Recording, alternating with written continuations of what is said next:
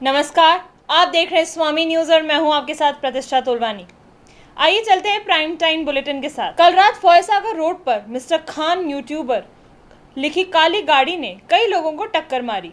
इस दुर्घटना में साइकिल सवार रफीक गंभीर रूप से घायल हो गया और अस्पताल पहुंचने से पहले ही उसकी मौत हो गई। गाड़ी का चालक मौके से फरार हो गया। पुलिस ने कोटरा क्षेत्र में मंगलम फ्लैट के बाहर से कार को जब्त कर लिया। पुलिस ने मामले की जांच शुरू कर दी है। गंज थाना क्षेत्र के फॉयसागर रोड पर एक बियर बार बना हुआ है। उस बियर बार के बाहर ये काले रंग की इनोवा बहुत तेज रफ्तार से दौड़ती हुई आई और एक व्यक्ति में जबरदस्त तरीके से टक्कर मारी। उस व्यक्ति की मौके पर ही हालत खराब हुई और शायद ऐसा लगता है वो फुटेज देखने से जैसे उस व्यक्ति की मौके पर ही मौत हो गई हो। अब आप देखिए, ये जो गाड़ी है अजमेर नंबर है RJ01UA11110। इस गाड़ी के पीछे लिखा हुआ है मिस्टर यूट्यूबर खान। यूट्यूब का लोगो लगा हुआ है, यूट्यूबर लिखा हुआ है, 10M लिखा हुआ है, यानी कि 10 मिलियन, यानी कि 1 करोड़ जो है फॉलोअर्स, और ब्लॉगर फैमिली लिखा हुआ है। तो शायद वो ब्लॉग वगैरह बनाता होगा जिसकी ये गाड़ी होगी। लेकिन बात यह है कि ये टक्कर इस मिस्टर यूट्यूबर खान ने मारी है या फिर किसी और ने, ये अभी पुख्ता नहीं हुआ है। मैं आपको बताऊं, ये जो तस्वीरें आप देख पा रहे हैं, गाड़ी की हालत आगे से देख पा रहे हैं। बहुत तेजी से ये जो गाड़ी है उस सड़कों पर दौड़ रही थी और उसमें एक साइकिल पे एक व्यक्ति आ रहा था जिसमें बहुत तेजी से इस गाड़ी ने उसके टक्कर मारी। वो बहुत बेरहमी से लहूलुहान हो गया। लहूलुहान होने की हालत में उसको अस्पताल जब तक पहुंचाया तब तक उसकी मौत हो चुकी थी। मैं आपको बताऊं, फॉयसागर रोड का ये पूरा मामला है।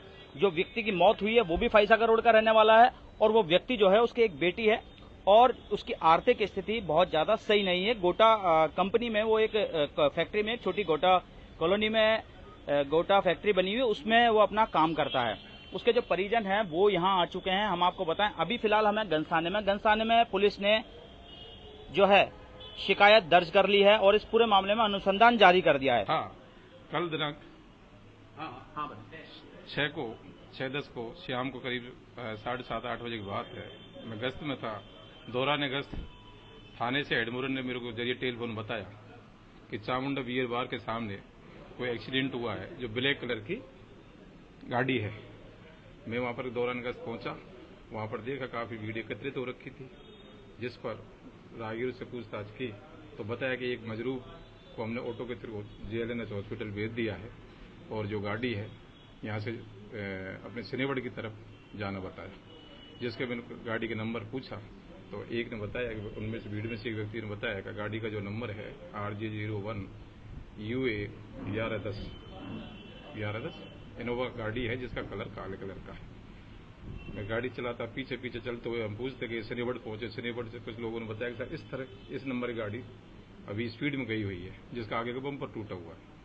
उधर से मंगलम फ्लैटों के सामने गया तो वहां पर एक गाड़ी खड़ी मिली जिसको इसी नंबर की RJ01UA1110 काले कलर की जो इनोवा गाड़ी में खड़ी थी, जिसमें चाबी लगी हुई थी। मौके पर ड्राइवर मिला नहीं था। हमने उस गाड़ी को मौके से जब्त कर लिया और उसको लेकर आ गए। अभी मृतक की शिनाख्त हो चुकी है। मृतक की शिनाख्त है जो एक रफीक खान पुत्र सुभान खान, उम्र करीब 50 साल, निवासी हाथीखेड़ा का रहने वाला था, जो गोटे का काम करता। अभी जो रिपोर्ट दी है, इसके जो साले जी हैं गुलाब मूर्त निवासी काली का मंदिर फॉयसागर रोड अजमेर, इनके साले जी ने FIR दी है। अब इसका PM करवाकर अंतिम संस्कार हेतु बॉडी परिजनों को सुपुर्द की जाएगी। गाड़ी कुछ लिखा हुआ भी है बाहर? हाँ, गाड़ी पर कुछ लिखा हुआ है। एक सेकंड में बताता हूँ, मेरे फोटो पे है। इस पे लिखा है mister Khan YouTuber 10M family. अभी तक मालूम पड़ा मालिक कौन है गाड़ी का? हाँ, नहीं, मालिक का पता नहीं पड़ा अभी तक। गाड़ी मालिक का अभी तक कोई पता नहीं। हाँ, गाड़ी आउट कर ली, उस रजिस्ट्रेशन नंबर लिखे हुए हैं। सुनने में आया दिल्ली गेट के आसपास ही बता रहे हैं कोई मालिक। अभी हम FIR दर्ज तफ्तीश से बिजी होते हैं, फिर PM करा देते हैं। अजमेर के आजाद पार्क में नगर निगम द्वारा गरबा डांडिया रास का आयोजन कराया जा रहा है। 9 दिन चलने वाले इस कार्यक्रम में शहर के अनेक लोग डांडिया रास में भाग ले रहे हैं। इस कार्यक्रम में आने वाले अनेक महिलाओं ने पारंपरिक वेशभूषा पहनकर गरबा नृत्य किया।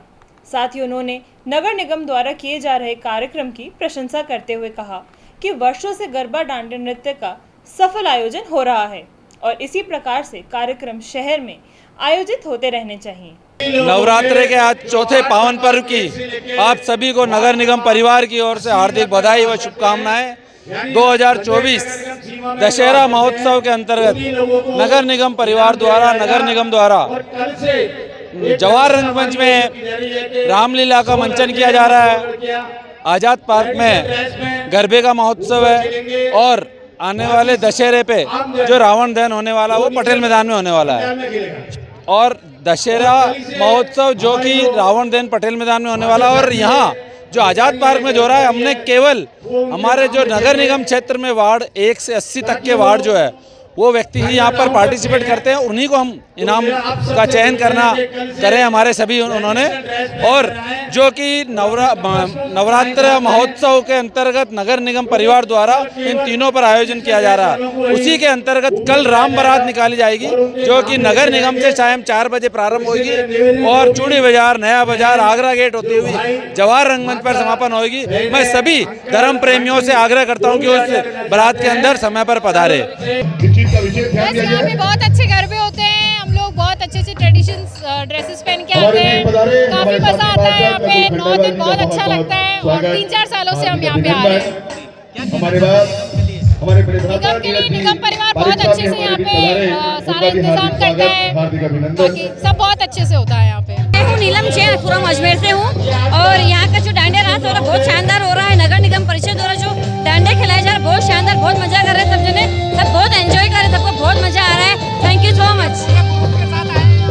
और 9 दिन ऐसे हम डांडिया खेलते रहेंगे, समझेंगे यहाँ पे सब अलग अलग जगह से डांडिया खेलने आ रहे हैं, कोई नसीराबाद से आ रहे हैं, कोई कहाँ से आ रहे हैं, सब बहुत एंजॉय कर रहे हैं, सबको बहुत अच्छा लग रहा है। एकात्म मानव दर्शन अनुसंधान एवं विकास प्रतिष्ठान अजमेर इकाई के तहत स्वाध्याय मंडल का गठन किया गया। इस मंडल के गठन को लेकर पिछले 25 सितंबर को वृंदावन गार्डन में एक बैठक संपन्न हुई थी। बैठक के निर्णय लिया गया कि प्रत्येक क्षेत्र में जागरूक नागरिकों का समूह बनाया जाएगा, जिसे स्वाध्याय मंडल के नाम से जाना जाएगा। इस बैठक में लोकमत परिष्कार पर चर्चा की गई। बैठक में पूर्व महापौर धर्मेंद्र गहलोत ने अपने विचार प्रस्तुत किए। कार्यक्रम में मंडल के अनेक सदस्य उपस्थित रहे। जैसा कि इस मंडल का उद्देश्य रहा, उसमें छोटी छोटी चाय पर चर्चा करते हुए अपने गोष्ठियां करते रहे और जो नए नए विषय आएंगे उस पर चर्चा करेंगे, ना कुछ अच्छा करेंगे। आप सभी यहाँ पधारे, आप सभी का धन्यवाद और हमसे जुड़े रहें। जिनको थोड़ा अच्छा लगता है कि हाँ भाई हम भी कुछ कर सकते हैं, तो हम अपनी कोशिश करेंगे उनसे मिलने की, और आप भी अपनी तरफ से अगर कोई थोड़ा सा भी ऐसा कोशिश करेंगे कि मैं भी जुड़ना चाहता हूँ तो जुड़िएगा, उनका स्वागत है। किंतु हमारा विचार जन तक पहुंचना चाहिए और हमारा जन तक विचार पहुंच रहा है, जिस पर हमारे को देखने को आया कि धीरे धीरे जन तक जनसंघ का विचार पहुंचे। इसका परिणाम है कि जनसंघ से भारतीय जनता पार्टी बनी, भारतीय जनता पार्टी के बाद आज विचार पूरा विश्वव्यापी हो रहा है।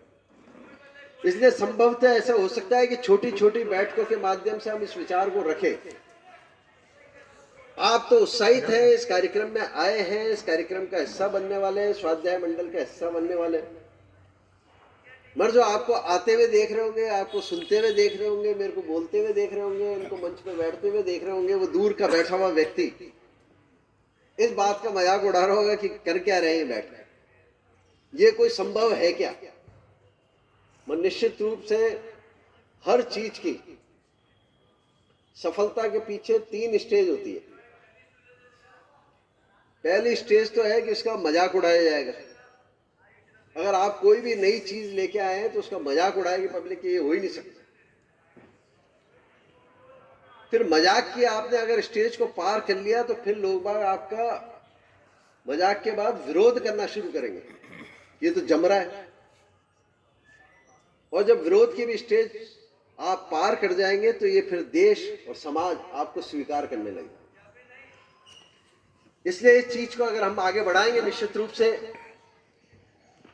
तो हम आज भले उपहास के पात्र बन सकते हैं, संख्या के अंदर कम हो सकते हैं, किंतु ये विचार और ये जो दर्द है, इस दर्द को आदमी हर कोई अपने मन में झेलता है, किंतु उससे जब बात करें तो उस दर्द का बखान करता है।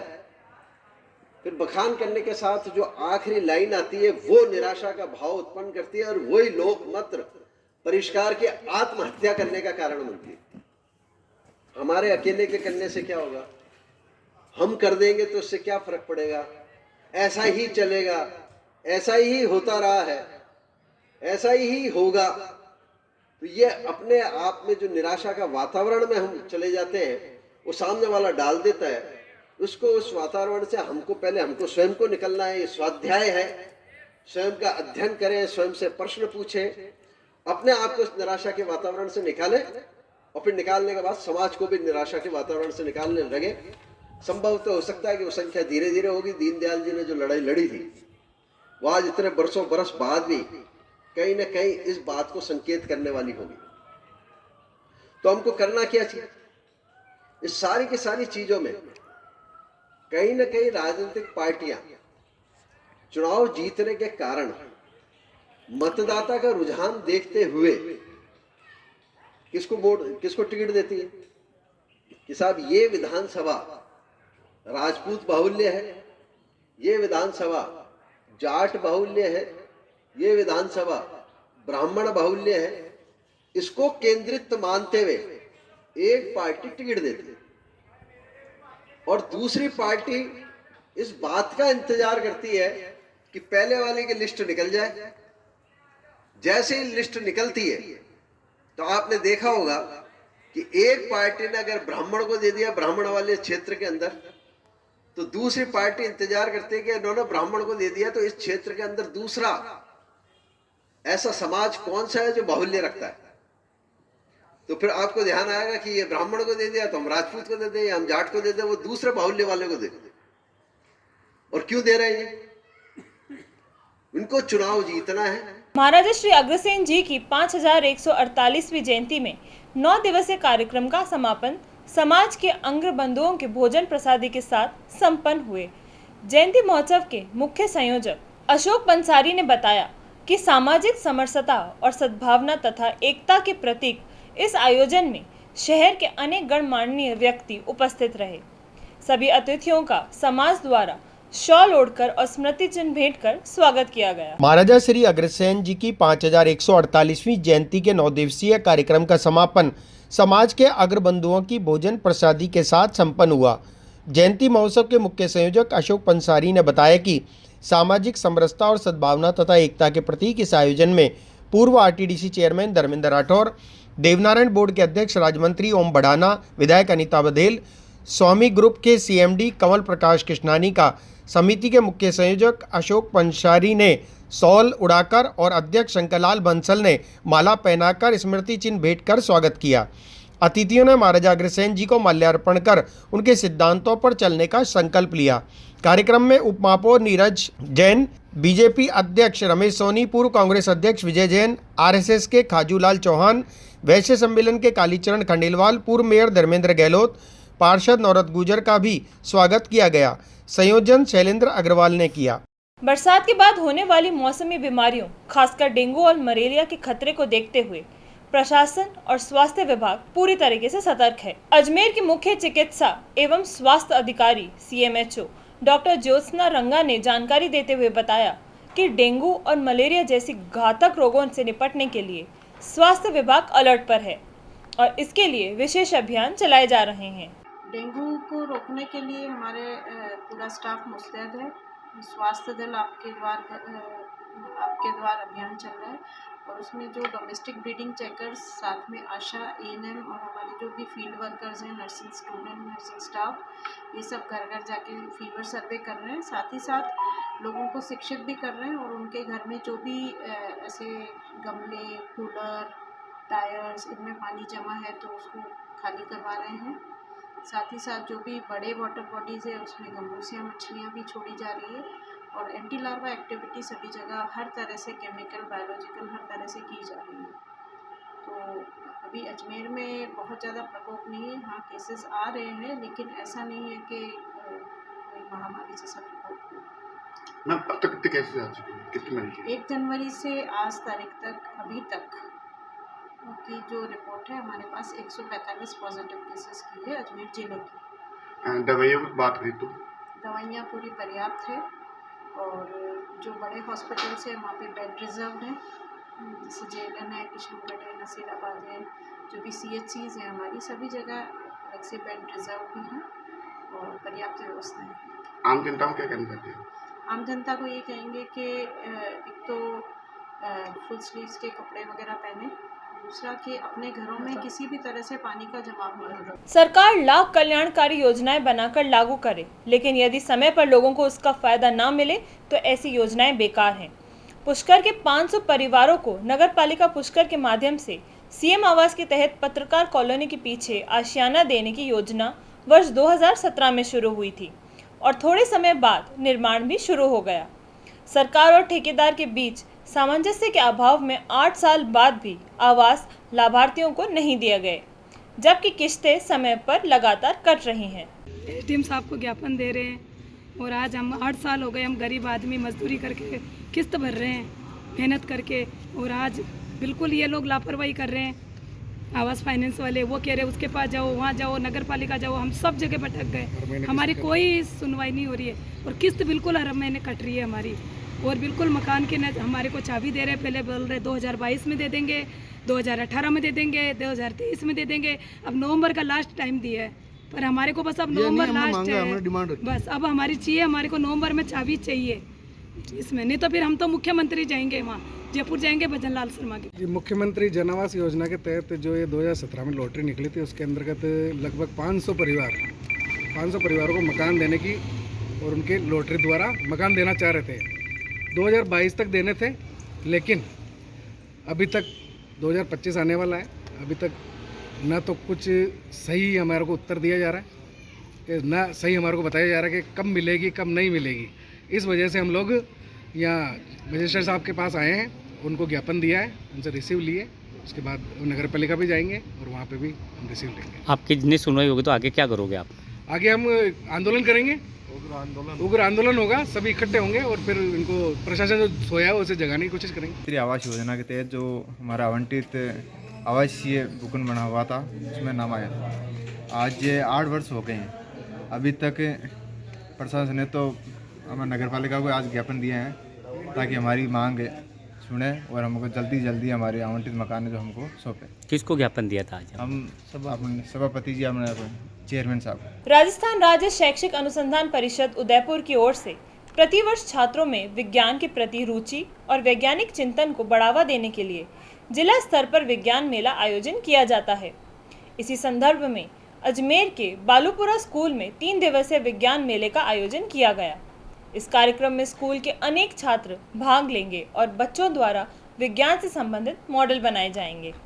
ये RSCRT उदयपुर से, राजस्थान राज्य शैक्षिक अनुसंधान परिषद उदयपुर की ओर से प्रतिवर्ष छात्रों के अंदर विज्ञान विषय के प्रति रुचि जागृत करने के लिए उनमें वैज्ञानिक चिंतन को बढ़ावा देने के उद्देश्य से प्रतिवर्ष सरकार की ओर से जिला स्तर पर विज्ञान मेला आयोजित होता है।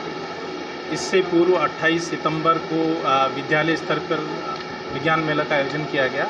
तो प्रत्येक विद्यालय स्तर पर जो भी छात्र जो विज्ञान मेले के तहत 3-4 तरह की एक्टिविटीज़ होती हैं, एक प्रादर्श प्रतियोगिता होती है जिसमें बच्चा अपनी रुचि का मॉडल बनाते हैं, और एक क्विज प्रतियोगिता होती है जिसमें साइंस से लेकर के प्रश्नोत्तरी कार्यक्रम होता है, और एक सेमिनार होता है जिसमें बच्चा अपना लेख जो भी है विज्ञान को लेकर के, विज्ञान विषयों को लेकर के अलग अलग जो टॉपिक्स दिए जाते हैं उनके ऊपर अपना आलेख तैयार करके और यहाँ पर उसको प्रस्तुत करते हैं। इन गतिविधियों के तहत विद्यालय स्तर पर चयनित बच्चे जिला स्तर के ऊपर भाग ले रहे हैं। अभी तक जिले से 45 स्कूलों के 221 विद्यार्थियों ने रजिस्ट्रेशन करवाया है, और ये 3 दिवसीय कार्यक्रम है जो कि राजकीय अंग्रेजी माध्यम उच्च माध्यमिक विद्यालय पुलिस लाइन में आयोजित किया जा रहा है।